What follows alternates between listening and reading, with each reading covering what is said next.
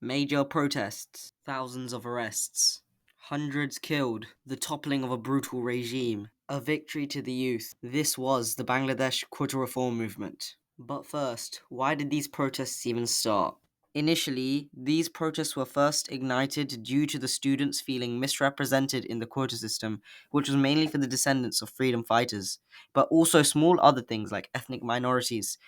For reference, only 44% was actually merit based, while 30% was solely for the descendants of freedom fighters and 10% for underrepresented districts, and many students wanted to reform to this obsolete rule. Thus, the initial protests began.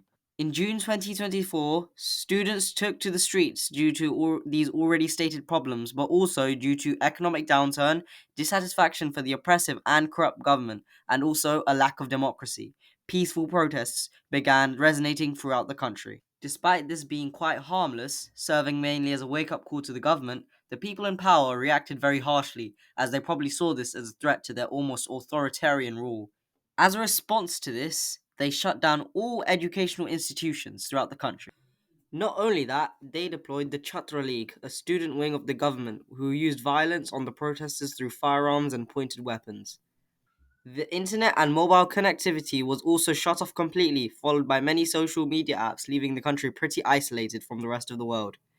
Additionally, the Prime Minister, Sheikh Hasina, blamed opposition parties for the unrest. And finally, to add even more salt to the wound, the police, military, border guard, and the Bangladesh Ansar, fun fact, the biggest paramilitary group in the world, was ordered to deal with the protesters with a shoot on sight curfew. At this point, violence and death was inevitable. The already stated curfew was put in place as soon as possible, and obviously, the majority of the protesters did not care in the slightest. Soon, tragedy ensued. Many young, aspiring souls cut off from their lives by the police. Non-affiliated citizens and even young children lost their lives in this cruel period. Now the protesters set their bar even higher. They wanted Hasina and her tyrannical 15-year-old rule with an iron fist out.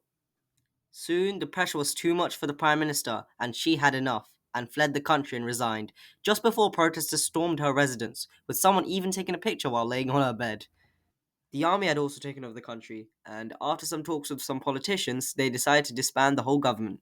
A victory had been achieved by the protesters.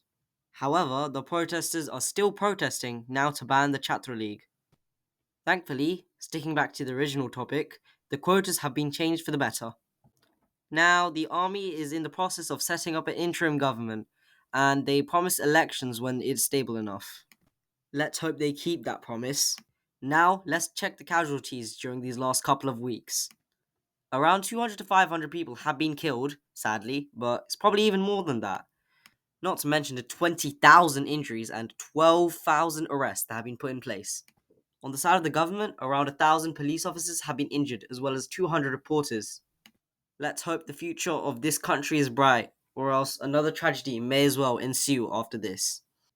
Thanks for watching. This is 18 Productions. If you are still here, I'd like to thank you a lot, because it really helps the channel and the video a lot. Fun fact, I am Bangladeshi, and thanks for watching my video on my country. Bye.